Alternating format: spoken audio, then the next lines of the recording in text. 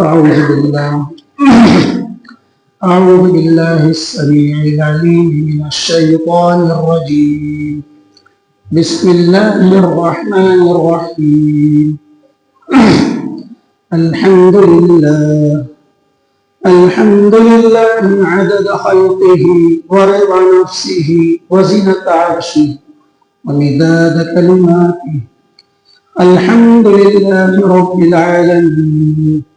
اللهم صل على محمد صاحب المقام المحمود. اللهم صل على محمد صاحب اللواء المعقود. اللهم صل على محمد وأنزله المقعد المقرب عندك يوم القيامة. اللهم أخرجنا من ظلمات الوهم وأكرمنا بنور الفهم وافتح علينا أبواب علمك وخزائن رحمتك. سبحانك لا علم لنا إلا ما علمتنا إنك أنت العليم الحكيم. اللهم علمنا فهم القرآن وتأويله. أعوذ بالله من الشيطان الرجيم.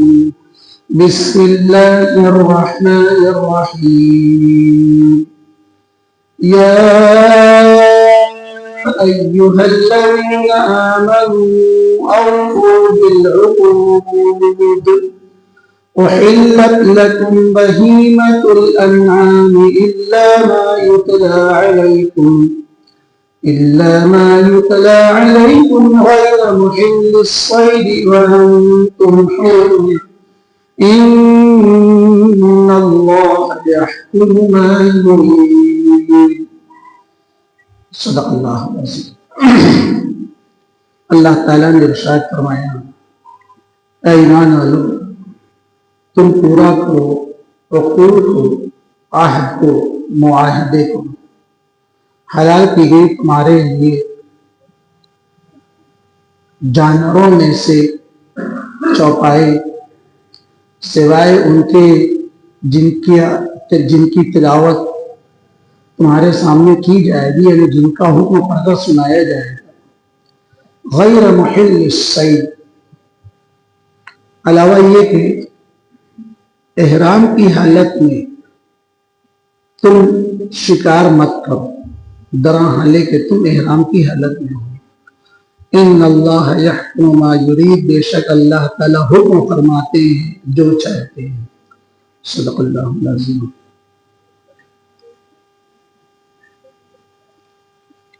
گرامی قدر حضرات، علماء کرام، واجب تکریم بزرگوں اور میرے عزیز دینی بھائیوں، پردہ نشین میری مومنین، الحمدللہ ثم الحمدللہ، آپ کی اس مسجد میں ہمارے عزیز مولوی رضوان احمد صاحب سلمہ، مولانا وکیل احمد صاحب سلمہ نے درس قرآن کی جو بزم سجائی ہے، یہ صرف آج کی نہیں ہے، اس کے پیچھے ان کی انتھک محنت، ایک کوشش ہے. اور پہلے پارے سے لے کر آج تقریباً 5.25 پارے مکمل ہونے کے بعد بس میں اس کو کیا کہوں کہ انہوں نے مجھے کیوں بلایا. یہ ان کا بڑا پن کہیے یا اتنے طبقہ علماء کے سامنے مجھے سبق سنانے، سبق دہرانے کا موقع کہیے، جو بھی کہیے، انہوں نے مجھے بلا لیا. ورنہ سچی بات یہی ہے، ہمارے حضرت مولانا قاری صدیق صاحب باندی رحمۃ اللہ علیہ اس بات کو بہت فرمایا کرتے تھے، اور اس بات کو عوام نے بہت زیادہ اہتمام سے دل پر لینے کی ضرورت ہے. حضرت مولانا قاری صدیق صاحب باندی رحمۃ اللہ فرمایا کرتے تھے کہ اصل ہر قسم کے اکرام، احترام، اعزاز، انعام، افتخار کے مستحق تو تمہارے یہی علماء ہیں جو سال کے 12 مہینے اور ہر آن، ہر لمحہ، ہر پل کسی نہ کسی زاویے سے آپ لوگوں کی خدمت انجام دیتے ہیں۔ جی ہم لوگوں کو تو ایک بطور ٹائٹل پیش کر دیا جاتا ہے، اور آپ لوگوں کو ہمیں کیا معلوم ہم کون لوگ ہیں، ہمارا ظاہر کیا ہے، ہمارا باطن کیا ہے۔ یہ تو اللہ کی شان ستاری ہے کہ اللہ تعالیٰ ہمارے عیوب اور ہمارے ذنوب پر اللہ تعالیٰ پردہ ڈالے، ورنہ اصل میں کہنا چاہتا تھا کہ اپنے مقامی، اپنے علاقے، اپنی مسجد کے جو خدام ہیں ان کی قدر کرنی چاہیے۔ آپ جس طرح ہمیں اتنے اعزاز اکرام کے ساتھ آپ ہمیں بلاتے ہیں، بچھالتے ہیں، جی ہم سے کہیں زیادہ اس انعام اور اس اکرام کے مستحق یہ آپ کے امام صاحب، آپ کے مولانا صاحب۔ بہرحال مولانا پیشوا مقرر مولانا آصف شعبان صاحب جو بیان فرما رہے ہیں، مجھے اس کا بہت احساس ہے کہ درس قرآن کا یہ سلسلہ یہاں تک کیسے پہنچتا ہے، اور درس قرآن دینے والے کس قدر محنت اور کوشش، اور سب سے بڑا مجاہدہ یہ ہوتا ہے کہ وہ اتنی ساری محنت کرنے کے بعد چند جن کی تعداد انگلیوں میں شمار کی جا سکے، ایسے معدود چند لوگوں کو اپنے سامنے جب بیٹھا ہوا دیکھتے ہیں تو ان کے جگر کا ٹکڑا ٹکڑا ہو جاتا ہوگا، ان کے حوصلے شکست ہو جاتے ہوں گے، وہ سوچنے پر مجبور ہو جاتے ہوں گے کہ میں اتنی محنت کہاں سے کرتے۔ لیکن الحمدللہ ثم الحمدللہ، اللہ تعالیٰ بہت بہت جزائے خیر عطا فرمائے ہمارے ان سیماب صفت اور فعال حضرات، مدرسین عظام جو اپنی دن بھر کی تگ و دو کے بعد، اور مالیگاؤں کے مولویوں کی زندگی کتنی مشکل ہے آپ کو معلوم نہیں ہے، مجھے بہت احساس ہے۔ میں بھی مولوی برادری کا ایک فرد ہوں، میں بھی آج جو یہاں تک پہنچا ہوں ایسے نہیں پہنچا ہوں۔ جی ان کی زندگی کتنی کٹھنائیوں کے ساتھ گزرتی ہے، تب کہیں جا کر وہ تھوڑا سا مطالعہ کرنے پاتے ہیں۔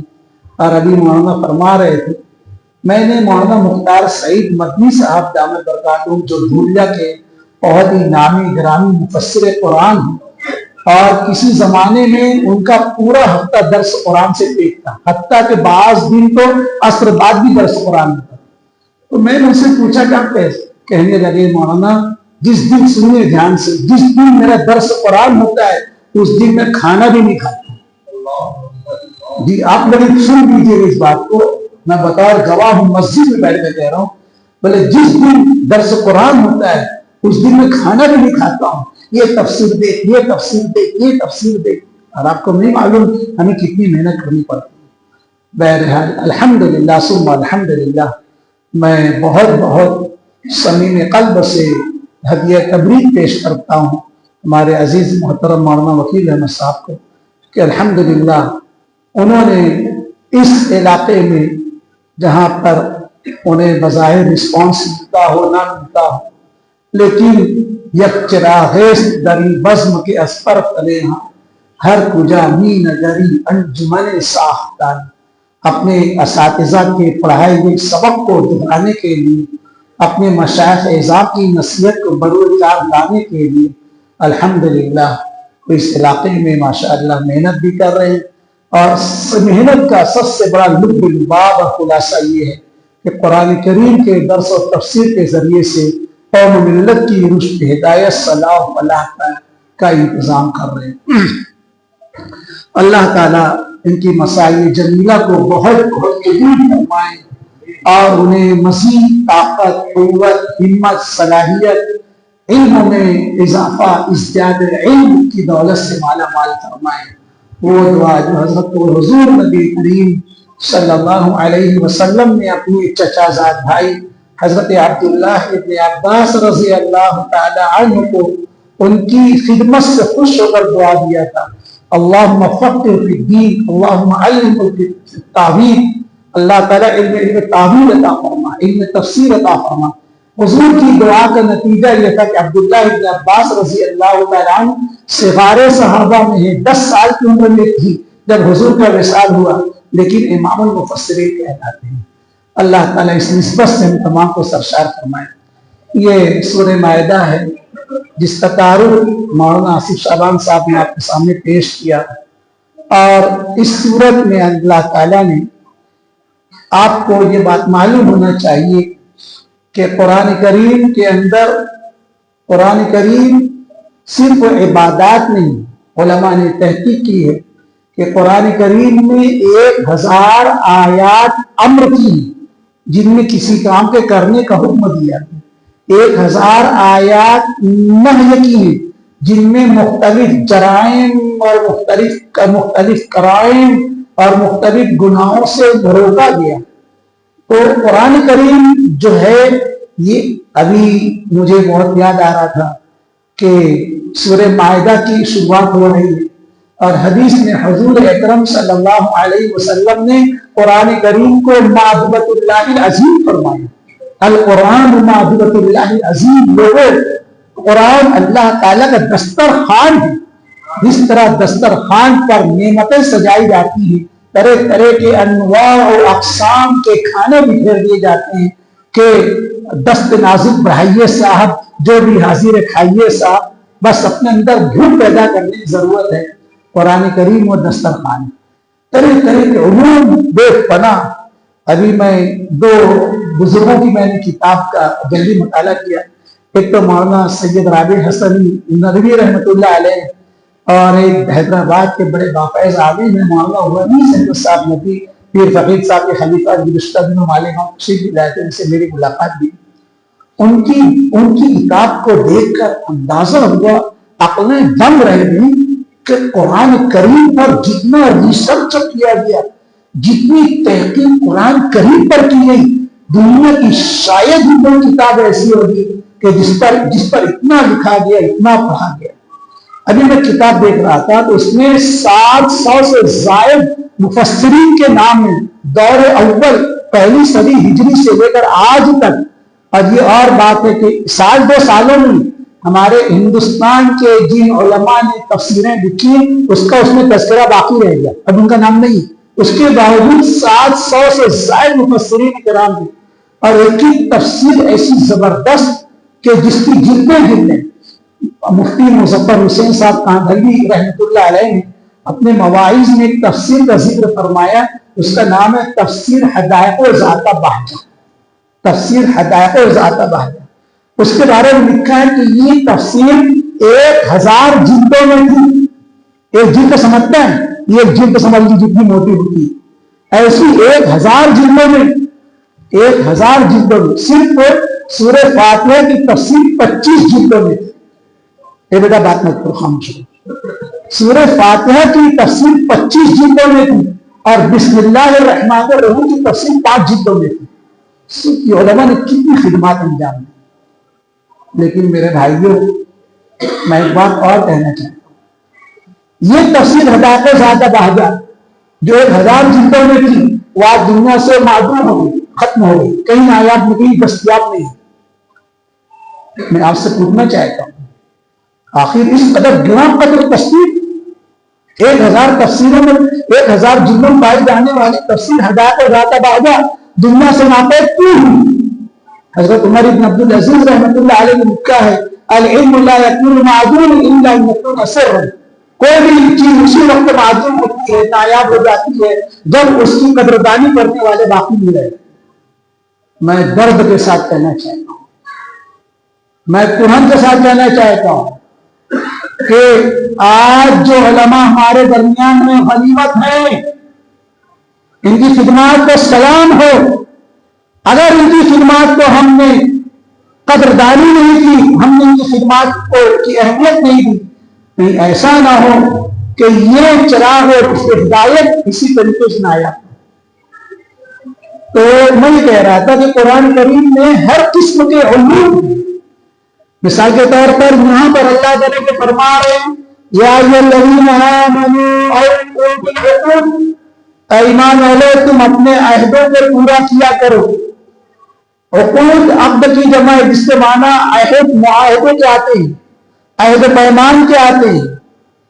ظاہر سی بات ہے اس کا تعلق معاملات سے بھی ہو سکتا ہے، عبادات سے بھی ہے، معاملات سے بھی زیادہ ہے۔ چنانچہ اس آیت میں جس عہد و معاہدے کا کہ پورا کرنے کا حکم دیا جا رہا ہے، وہ عہد و معاہدے سے مراد کیا ہے، اور وہ عہد و معاہدہ کن کن لوگوں درمیان ہے۔ مفسرین نے بہت ساری تفسیریں لکھی، لیکن صرف 3 باتیں جو مجھے جس کو آپ یاد رکھ سکیں، 3 باتیں آسان انداز میں عرض کروں۔ پہلا معاہدہ تو وہ ہے جو فیما بین اللہ و بین العبد، اللہ اس کے بندے کے درمیان۔ دوسرا معاہدہ وہ ہے جو بندے کا اپنی ذات کے اوپر ہے۔ تیسرا معاہدہ وہ ہے جو بندے کا بندوں سے۔ یہ 3 قسم کے معاہدے۔ اب کیا مطلب؟ اللہ کا معاہدہ بندوں کے ساتھ، بندوں کا معاہدہ اللہ کے ساتھ۔ جی یہ جو ہم اور آپ جو کلمہ پڑھتے ہیں نا، اشہد ان لا الہ الا اللہ واشہد ان محمدا عبدہ ورسولہ واشہد ان محمد رسول اللہ، اس کی تفصیل آپ پنجم کلمہ ہے، آپ اسے پڑھ لیجیے۔ اللہم انی اعوذ بک من الکفر والشرک والغیبۃ والنمیمۃ والبہتان والمعاصی کلها اسلمت وآمنت واقول اشہد ان لا الہ الا اللہ واشہد ان محمدا عبدہ ورسولہ۔ پنجم کلمہ یاد ہے کہ نہیں یاد ہے؟ جی پوچھو نہیں، آپ گھبرائیے نہیں جی، آپ لوگ گھبرائے میں مولانا ہم سے نہ پوچھیں جی۔ یہ پنجم کلمہ ہے، یہ ہمارے دین کی اساس ہے، یہ ہمارے دین کی بنیاد ہے، یہ ہمارے دین کا فاؤنڈر ہے۔ ایک تو وہ حدیث ہے جس کو ایمان مفصل کے نام سے آپ پڑھتے ہیں، آمنت باللہ وملائکتہ وکتبہ ورسلہ والیوم الآخر والقدر خیرہ وشرہ من اللہ تعالی والبعث بعد الموت۔ ایک تو وہ ہے، اور اس سے زیادہ ڈیٹیل تفسیر یہ پنجم کلمے میں جو میں نے سنائی آپ کو، اللہم انی اعوذ بک من الکفر والشرک والغیبۃ والنمیمۃ والبغض۔ تو اس کلمے کو پڑھیے، اس کلمے کا ترجمہ سمجھیے کیا ہے۔ یہ جو ہم پڑھ رہے ہیں پنجم کلمے میں، یہ ہمارا اللہ سے معاہدہ ہو رہا ہے۔ اللہم انی اعوذ بک من الکفر والشرک، کہ اللہ میں آپ کی پناہ مانگتا ہوں کفر سے، شرک سے، غیبت سے، جہلی سے، والنمیمۃ والبہتان والمعاصی کلها، تمام گناہوں سے، والمعاصی کلها اسلمت وآمنت، اللہ میں اسلام قبول کرتا ہوں، میں اسلام لاتا ہوں اور میں ایمان لاتا ہوں، اسلمت وآمنت واقول اشہد ان لا الہ۔ اور اگر یہ یاد نہیں تو دعا قنوت یاد ہے کہ نہیں آتی؟ دعا قنوت نہیں ہے جی۔ ونرجو رحمتہ کا، وہ جو جہاں سے ونترک ونخلع من یفجر، یہ اللہ ہم چھوڑ دیں گے، ہم ایسے لوگوں کو چھوڑ دیں گے جو آپ کی نافرمانی کریں۔ یہ سب معاہدے ہیں میرے بھائیوں۔ اللہ ہمیں ان کلمات کا مطلب سکھا دے، اور اللہ سکھانا چاہ رہے ہیں۔ یہ چراغ ہے اس میں ہدایت، حضرات علماء کرام کا جو جب پہ غفیر ہے اسی لیے ہے تاکہ ہم ان سے اس کو سیکھیں۔ ورنہ ایک بات میں کہنے جا رہا ہوں، مالی گاؤں میں پیدا ہونے والا یا مالی گاؤں میں رہنے والا اگر جاہل ہو کر مرے گا تو کل قیامت کے دن اس کی کوئی عذر مجبوری اللہ قبول نہیں فرمائے۔ کیا فرماتے ہیں حضرات علماء کرام؟ مولانا فاروق صاحب مالی گاؤں میں پیدا ہوئے نا، نہیں مانا نا، نہیں تو مالی گاؤں میں رہے نا، اس کے بعد جاہل جگہ مرے، یہ چلنے والا نہیں۔ کیوں چلنے والا؟ مالی گاؤں کو لوگ جی بغداد کہتے ہیں، آپ کو نہیں معلوم ہم لوگ باہر گاؤں جاتے ہیں تو ہم مالی گاؤں میں کتنی قدر منزلت کی جاتا ہے جی. ہر گلی میں مدرسے، ہر گلی میں مکتب، علماء کرام کا مدیر باشعور، تبلیغی جماعت کا فیض عام، درس قرآن کے حلقے، تعلیم بالغاہ کا نظام. اس کے باوجود وہ کیا ہے نا، وہ بچپن میں ڈبہ مار گئے تھے، وہ دوسر کی کوئی کمانے والا نہیں تھا، تب مدرسہ نہیں پڑھ سکے. بچپن میں نہیں پڑھ سکے، بچپن میں پڑھ لو. العلم من المهد الى اللحد، علم حاصل کرنے کو عمر نہیں ہے، بچپن میں نہیں پڑھے، بچپن میں پڑھو جی. اور تعلیم بالغہ حضرت جی مولانا صاحب رحمۃ اللہ فرمایا کرتے تھے، تبلیغی جماعت کے فاؤنڈر فرمایا کرتے تھے، مجھے ان چھوٹے چھوٹے بچوں سے زیادہ غریب لوگوں کی فکر ہے، اس لیے کہ چھوٹے بچے تو عمر گزرنے کے ساتھ بہت سارے مواقع آئیں گے، پڑھ لیں گے، اور بڑی عمر کے لوگ وہ کب پڑھیں گے؟ 60 کے رہے نا، 70 کے لوگ کب پڑھیں گے؟ حضرت جی مولانا صاحب رحمۃ اللہ علیہ کی فکریں تھی تعلیم بالغہ کے واسطے. میں اپنے حضرات علماء کرام سے دستبستہ عرض کرنا چاہتا ہوں کہ مکاتب کے ساتھ ساتھ تعلیم بالغہ اور تعلیم بالغات کے مکاتب پر بھی ہمارا فوکس ہونا چاہیے. تو میں کہہ رہا تھا کہ یہ جو اللہ ہمارے درمیان جو عہد معاہدہ کیا ہے، یہی سب ہے جو میں نے تنظیم کرنا پڑ کر سنایا. ایک معاہدہ تو وہ ہوا تھا عالم ارواح میں، اللہ نے پوچھا کہ میں تمہارا رب نہیں جی. ہم سب جو تھے نا وہاں چیٹی شکل میں تھے جی، باری باری چیٹی شکل میں تھے. اللہ نے ہم سب کو بولائی عطا فرمائی، بولنے کی طاقت دی، اور ہم وہاں پر ایگری کرتا ہے بلا کیوں نہیں، آپ ہی ہمارے رب. پھر دنیا میں آنے کے بعد جب دنیا میں پیدا ہوئے تو سب سے پہلے ہمارے کانوں میں عذاب پکاری گئی، ایک کان میں عذاب، دوسرے کان میں اقامت پکاری گئی. یہ کیا تھا؟ یہ اس عہد کی تجدید جی. اور سب سے پہلے ہمارے کانوں میں آواز دی. پھر اس کے بعد جب بولنے کی عمر میں پہنچے تو کہا کہ اگر تمہارے بچے بولنے کی عمر میں پہنچے تو انہیں سب سے پہلے اللہ سکھا. پھر جب ہم بولنے کی عمر میں انہیں چلنے ہم مکتب میں آئے جی، اور مکاتب بھی ہماری ضرورت ہے، تو ہمارے مکتب کے لیے جس میں سب سے پہلے کیا پڑھو لا الہ الا اللہ. یہ سب تجدید ہو رہی ہے اور اللہ تعالیٰ نظام قائم کرے. تو میں کہہ رہا تھا کہ اس آیت کا جو پہلا ہے کہ وہ معاہدہ پورا کرو جو ہمارے اللہ کے درمیان ہے، اس سے مراد یہ تمام معاہدے جو میں بتلایا، وہ کلمہ طیبہ کی شکل میں ہو، وہ دعا قنوت کی شکل میں ہو، وہ پنجم کلمہ رد کفر کی شکل میں ہو جی. خدا کے واسطے اس معاہدے کو بھی سمجھو اور اس کو پورا کرنے کے لیے کوئی تعلق بھی پیدا کرو علماء کرام سے. تو پہلا معاہدہ تو وہ ہے جو اللہ اور بندوں کے درمیان. دوسرا معاہدہ وہ ہے جو بندے کا اپنے اوپر ہے. دھیان دیجئے، بہت اہم بات کہہ رہا ہوں میں. وہ معاہدہ جو بندے نے اپنے اوپر اس معاہدے کو لازم کر لیا، اس کو کہتے ہیں منت. اس کو کہتے ہیں منت. بھائی مختلف لوگ فلاں کاموں کے لیے منت مانتے ہیں، میرا فلاں کام ہو گیا تو میں اتنی رکعت نماز پڑھوں گا. یہ طرح کا معاہدہ ہوا کہ نہیں؟ میرا فلاں کام ہو گیا تو میں اتنے دن کا روزہ رکھوں گا، میرا فلاں کام ہو گیا تو میں صدقہ کروں گا.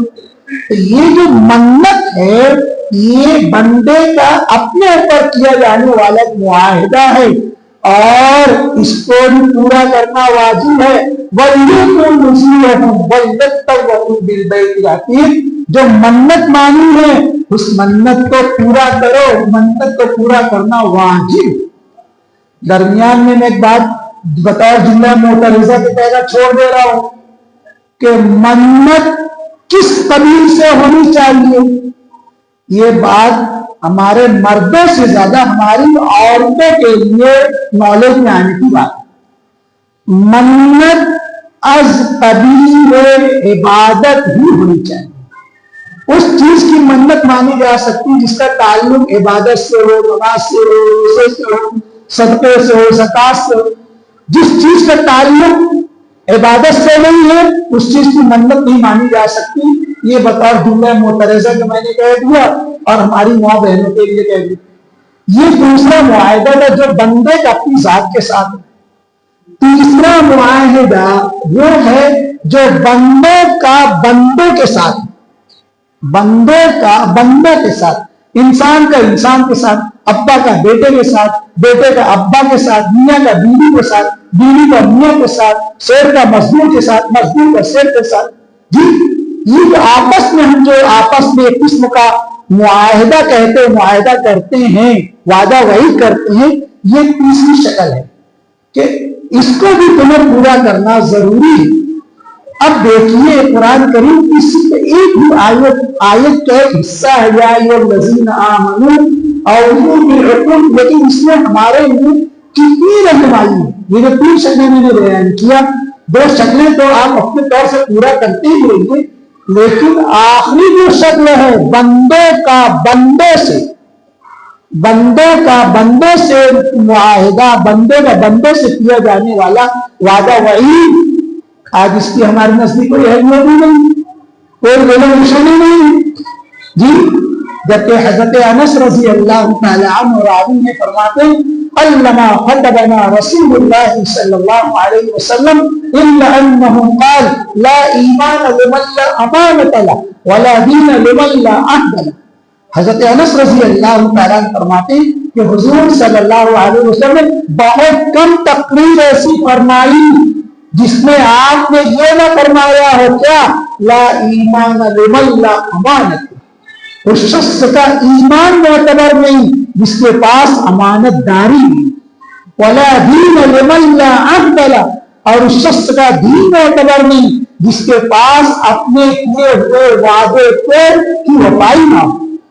بلکہ اللہ معاف فرمائے، ایک حدیث میں، اور حدیث بہت مشہور ہے، بخاری مسلم کی حدیث ہے، حضور نبی کریم صلی اللہ علیہ وسلم نے وعدہ کر کے وعدہ پورا نہ کرنے کو آپ نے منافق کی علامت بیان فرمائی. اب منافق سمجھتا ہے نا، ٹکرے بھی حال تو ٹکرے بھی حال تو فَإِذَا لَقُوا الَّذِينَ آمَنُوا قَالُوا آمَنَّا وَإِذَا خَلَوْا إِلَىٰ شَيَاطِینِهِمْ، جی پانی تیرا کیسا رنگ جس میں ملا ویسا رنگ، یہ منافقین کا تبطیہ ہے. تو حضور صلی اللہ علیہ وسلم نے حدیث میں فرمایا علامت المنافق، منافق کی 3 علامت ہیں. پہلی علامت کیا ہے؟ جب بات کرے گا تو جھوٹ بولے گا، جب بات کرے گا تو جھوٹ بولے گا، وعدہ کرے گا تو وعدہ خلافی کرے گا. دیکھو اس حدیث میں آگے فرمایا وَإِذَا اؤْتُمِنَ خَانَ، جب اس کے پاس امانت رکھی جائے گی تو اس میں گڑبڑی کرے گا، خیانت کرے گا. لیکن میں جو بتانا چاہتا ہوں اس حدیث کا جو دوسری چیز ہے وعدہ کر کے وعدہ خلافی کرنا. جی حضور صلی اللہ علیہ وسلم نے اس کو منافق کی علامت بیان فرمائی. اس بنا پر ہم لوگ اس کو کوئی اہمیت نہیں دیتے، بلکہ ہم نے اس کو معمولی سمجھ لیا. نہیں میرے بھائیوں، قرآن کریم کی کتنی آیتیں ایسی ہیں جس میں وعدہ کر کے وعدہ پورا کرنے کا حکم دیا گیا. اللہ تعالیٰ نے آیت کریمہ میں یہ فرمایا، اور دوسرے فرمایا کہ بہت سارے جانوروں میں سے تمہارے لیے ان کا کھانا حلال کیا گیا سوائے ان جانوروں کے جن کے احکام آگے بیان کیے جائیں گے. اور صفا پلٹ کے اللہ نے فرما دیا حرمت علیکم المیتۃ والدم ولحم الخنزیر وما أهل لغير الله به والمنخنقة والموقوذة والمتردية والنطيحة وما أكل السبع إلا ما ذكيتم. اللہ تعالیٰ نے فرمایا حرام کیا گیا تم پر مردار جانور جو اپنی طبعی موت کو مر جائے، بغیر ذبح کیے مر جائے. والدم دم سائل بہتا ہوا خون، ولحم الخنزیر سور کا گوشت، اما أهل لغير الله به، اور وہ جانور جن کے اوپر غیر اللہ کو پکارا جائے. اللہ معاف فرمائے، اس چیز کو تھوڑا سا بیان کرنے کی ضرورت ہے. آج ہمارے معاشرے میں یہ چیز تقریباً بہت تو نہیں لیکن کسی نہ کسی درجے میں زندہ. جی وہ کیا معبودان باطل نہیں، فلاں بابا کے نام پر فلاں بابا کی درگاہ پر جا کر جانور ذبح کرنا. آپ اس کو جو بھی الفاظ میں، جی میں لفظ استعمال نہیں کرتا، لیکن نام سے کام نام سے وابستہ نہیں ہے. علت جو ہے ما أهل لغير الله به، آپ سمجھنے کی کوشش کیجئے. جس کو عوام زبان میں اس کو تندوری کہتے ہیں، عوام زبان میں اس کو تندوری کہتے ہیں. کیا بھائی فلاں کام کرنا ہے، اب فلاں کام کو مثلاً منگنی کرنا ہے، رشتہ کرنا ہے، تب بدی جانور بکرا لے کر چلو اور فلاں بابا کی درگاہ پر وہاں پر کو سیدھا کرو, وہاں پر کھاؤ لیو. جی یہ آپ اللہ کا نام لے کر بھی سیدھا کر رہے ہیں تو کیا ہوا, لیکن چونکہ وہ بابا کو اس کی خوشی حاصل کرنے کے واسطے کر رہے ہیں, تو یہ ما ارید لغیر اللہ به داخل ہے کہ ہمارا بولا بند, کہ ہمارا علم اور عوام علماء سے دور ہے کہ ہم اس مسئلے کو سمجھ نہیں رہے ہیں. اما ارید به لغیر اللہ والمنخنقہ وہ جانور جو گلا گھٹنے سے مر جائے, والموقوذہ وہ جانور جو چوٹ لگنے سے مر جائے, والمتردیہ وہ جانور جو اوپر سے گرنے سے مر جائے, والنطیہ وہ جانور جو سینگ مارنے سے مر جائے, اما اکل السبع جس میں سے درندہ شیر چیتا کھا لے, والا ما ذکر. تو آگے اس آیت میں بیان کر دیا گیا کہ جن جانوروں کا کھانا تمہارے واسطے حرام ہے اس کا بھی بیان کر دیا گیا. اور آگے فرما غیر محل الصید وانتم احرام کی حالت میں جب کوئی شخص حج یا عمرے کا احرام ہو تو احرام کی حالت میں تمہارے لیے شکار کرنا جائز نہیں ہے.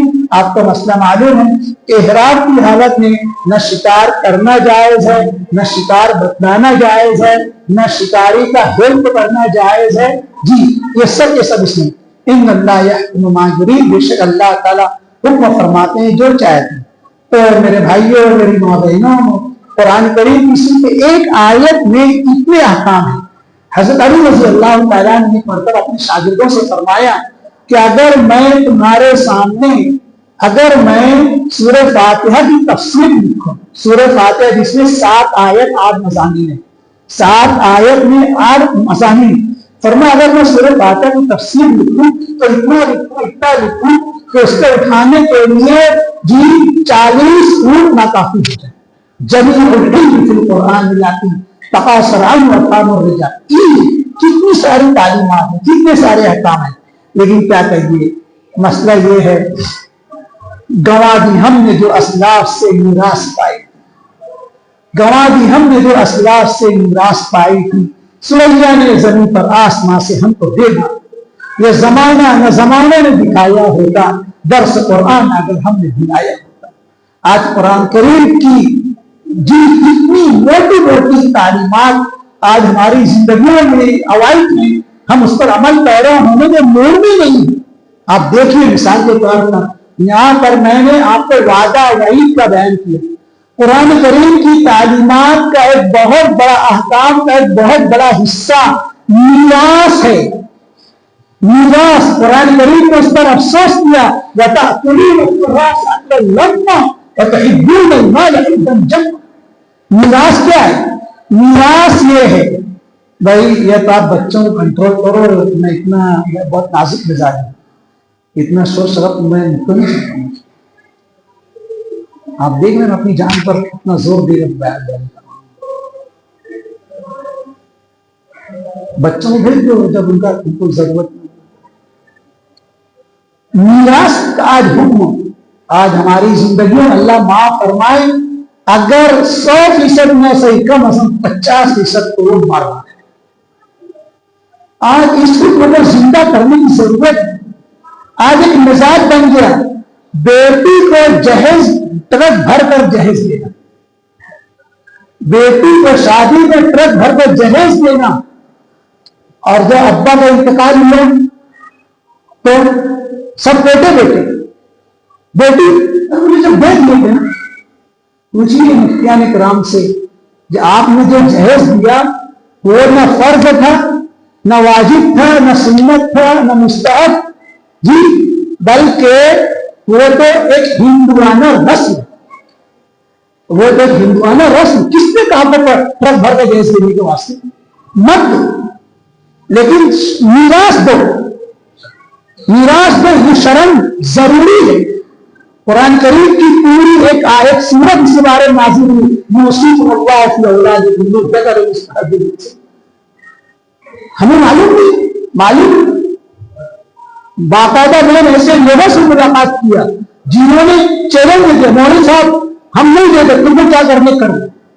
اب پوچھیے علماء کرام سے اگر اس کا یہ کہہ رہے ہیں تو کس کا انکار کر رہے ہیں؟ آیت میراث کا انکار, قرآن کا انکار, اور قرآن کے انکار کے بعد مسلمان باقی رہے. اس کے لیے قرآن کریم کی تعلیمات ایک بہت بڑا حصہ جو ہمارے معاشرے میں جو ہماری زندگیوں میں جی کمزور ہے وہ ہے میراث کا حکم یہ ہے کہ ابا کا جس دن ابا کا انتقال ہو گیا ابا کے ہاتھ بند ہوتے ہی میراث تقسیم ہونی چاہیے. 10 سال کے بعد 20 سال کے بعد میراث تقسیم ہونا جو مستحقین ہیں تو بیچارے ماں شبینہ کے محتاج دردہ کی ٹھوکریں کھا رہے ہیں اور جو چرب لسان جو تھا جن میں چاپٹر تھا ہے چاپٹر وہ سارے باپ دادا کی جو دیدار پر جی ناک بن کر بیٹھا ہوئے چھوٹے چھوٹے بھائی بہن تراشن کر رہی پچری کر رہی میراث کا حکم زندہ ہوگا. قرآن کریم کی تعلیمات کو اگر ہم نے اپنایا تو قرآن کریم کی تعلیمات ایک بہت بڑا حکم میراث کا حکم. میں اپنی ماں بہنوں سے درخواست کرنا چاہتا ہوں قرآن کریم صرف مردوں کے لیے نہیں ہے قرآن کریم عورتوں کے لیے. ایک زمانہ تھا جب ہمارے اکابر بزرگان دین کا مزاج تھا کہ وہ اپنی بچیوں کو قرآن ناظرہ پڑھانے کے ساتھ ساتھ قرآن کریم کی وہ سورتیں ترجمے مطلب کے ساتھ پڑھاتے تھے. کون کون سی؟ سورہ نساء اور سورہ نور. کیوں؟ ان دونوں سورتوں میں عورتوں سے متعلق زندگی گزارنے کے بہت سارے احکامات ہیں. ابھی چیز کیا ہے آپ کو معلوم ہونا چاہیے. عورتوں کی زندگی میں حضرت تھانوی رحمۃ اللہ علیہ کا زمانہ سن 1930-35 کا زمانہ. سن 1943 میں حضرت کا وصال ہوا. 30-35 کا زمانہ حضرت کا. حضرت سے پوچھا گیا کہ حضرت ایک بچی کو کب پردے میں ڈالنا چاہیے ایک بچی کو کب پردے میں ڈالنا. حضرت نے کیا فرمایا معلوم ہے جی؟ حضرت نے فرمایا 7 سال کی عمر. آج کے اعتبار سے وہ دور خیر القرون ہے. اس زمانے میں اس حکیم الامت کی نگاہ دور رس اس بات کو دیکھ رہی تھی کہ بچی 7 سال کی ہو جائے اس کو پردے میں ڈال دینا چاہیے. آج 70 سال کی بوڑھی عورتیں اپنے آپ کو پردے سے آزاد سمجھ رہی جی. مفسر قرآن مسلم محمد شفیع صاحب رحمۃ اللہ علیہ لکھا قرآن کریم کی 7 آیات اور رسول اللہ صلی اللہ علیہ وسلم 70 حدیثیں وہ ہیں جو پردے سے متعلق. حضرت نے لکھا تفسیر 7 آیتیں اور حضور کی 70 حدیثیں پردے سے متعلق. آج اگر ہماری مائیں بہنیں پردہ کر رہی ہیں الحمدللہ 7 آیتوں پر اور 70 حدیثوں پر عمل کر رہی ہیں. اور اگر خدا نخواستہ آج ہماری مائیں بہنیں پردے والے نظام رحمت کو اوائڈ کر رہی ہیں تو سوچیے قرآن کریم کی 7 آیتوں اور حضور کی 70 حدیثوں اوائڈ کر. اصل اوائڈ کی بات نہیں ہے اس کی وجہ سے جو آفتیں آ رہی ہیں جی آئے دن ریپ آئے دن زنا آئے دن یہ ساری مشکلات اس پردے والے نظام رحمت کو ٹھکرانے کی وجہ سے. اور کیوں ہم نے دیکھا نہیں قرآن کریم میں باقاعدہ اس کے احکامات. آخری بات میں بتلا دوں قرآن کریم کی تعلیمات کا ایک بہت بڑا حصہ بیع و شراء پر ہے. تجارت بزنس بیوار پر ہے. بلکہ آپ کو معلوم ہونا چاہیے قرآن کریم کی سب سے بڑی آیت وہی ہے.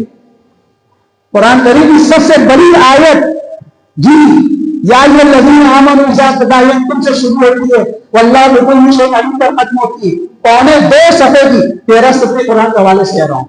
2.25 صفحے کی اتنی بڑی آیت کو کیا بیان کیا گیا؟ نماز روزہ حج ذکر تلاوت صدقہ خیرات موت میت شادی بیاہ کیا بیان کیا گیا؟